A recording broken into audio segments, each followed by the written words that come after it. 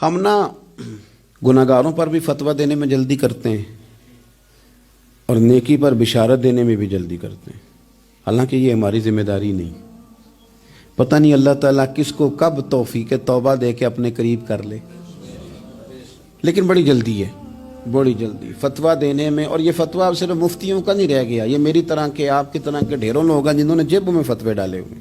بھئی آپ نے کیوں ذمہ داری لے لی ہے جنت میں داخل کرنے کی اور نکالنے کی؟ یہ تو میرے رب کریم کا کرم ہے، وہ جس کو چاہے جب چاہے جتنا چاہے عطا کرے۔ لیکن کچھ لوگ نا بڑے پکے ہو گئے ہیں کہ شاید جو میں سوچ رہا ہوں وہی درست ہے۔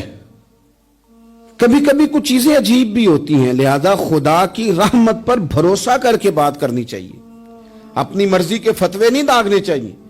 وہ دیکھو جی فلانا بندہ یوں کر رہا ہے، آپ کو پتہ ہی نہیں پوری بات کا، آپ کو علم ہی نہیں پوری بات کا۔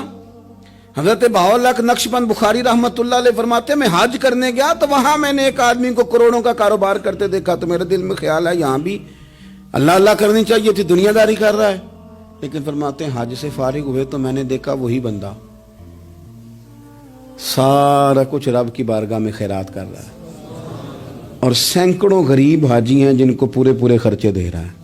تو میں نے وہی اپنی سوچ سے توبہ کی کہ میں کہاں تھا۔ بڑی جلدی کھڑے نہ ہو جائیں۔ حضرت حسن بصری رحمت اللہ تعالیٰ علیہ ارشاد فرماتے ہیں کہ میں دریا کے کنارے گیا تو وہاں میں نے ایک شخص کو دیکھا، وہ اپنی ایک خاتون کی گود میں سر رکھ کے بیٹھا اور قریب ایک بوتل بھی پڑی ہے۔ میرے دل میں معاذ اللہ خیال آیا کہ دیکھو کس انداز میں ایک عورت کے ساتھ یہ ہے، اور پاس بوتل بھی پڑی ہے، جانے شراب ہے۔ کہتے میں سوچ ہی رہا تھا کہ اچانک ایک کشتی آ رہی تھی دریا میں، وہ ہجکو لے کھائے، کشتی میں 4-5 لوگ تھے، وہ دریا میں ڈوبنے لگے۔ وہ آدمی تیزی سے اٹھا، دریا میں چھلانگ لگائی، پہلے ایک کو نکالا، پھر دوسرا نکالا، پھر تیسرا نکالا، ایک بندہ رہ گیا۔ کہنے لگا حضور مجھے تو آپ نے گناہگار سمجھا ہے، میں تو بڑے غلط انداز میں یہاں بیٹھا ہوں، آپ نے جو سوچا چلیں گے چوتھا بندہ آپ نکالنا ہے، کرے نا یہ کام، کرے نا یہ کام۔ بڑے بھولے بھالے بڑے اللہ والے ریاض آپ کو بس ہم ہی جانتے ہیں، اتنی جلدی فتویٰ۔ حضرت حسن بصری فرماتے ہیں میں پشیمان ہوا، میں نے کہا مجھے تیرنا نہیں آتا، تو دیر نہ کر چوتھا ڈوب نہ جائے۔ کرتے اس نے چھلانگ لگائی، چوتھا بھی نکال لایا، اور کہنے لگا حضرت آپ نے جلدی کی سوچنے میں، یہ بی بی میری ماں ہے اور یہ سرکے کی بوتل ہے۔ ہم ماں بیٹے کا یہ مشغلہ ہے کہ یہ وہ جگہ ہے جہاں آ کے لوگ مسافر اترتے ہیں، اور یہاں سے کسی کا گھر 100 میل ہے، کسی کا 200 میل ہے۔ ہم صبح سرکہ کھجوریں روٹیاں لے کے یہاں آتے ہیں، مسافروں کی نوکری کرتے ہیں، کوئی پریشان ہو تو مدد کرتے ہیں۔ حضرت خواجہ حسن بصری فرماتے ہیں میں نے معافی مانگی، ان سے بھی مانگی، رب سے بھی مانگی۔ انہوں نے مانگ لی نا بزرگ تھے، پر ہم کو نہیں تیار مانگنے کو۔ ہم ہر وقت بدگمانیاں، وہ فلانے جرم کرتا تھا، میں اسے اب کیسے نیک مان لوں؟ بھئی اب وہ نمازی ہے، خدا کے گھر آتا جاتا ہے، اب اللہ کی بارگاہ میں حاضر ہوتا ہے، جب رب نے معاف کر دیا تو بھی سوچ بدل جا۔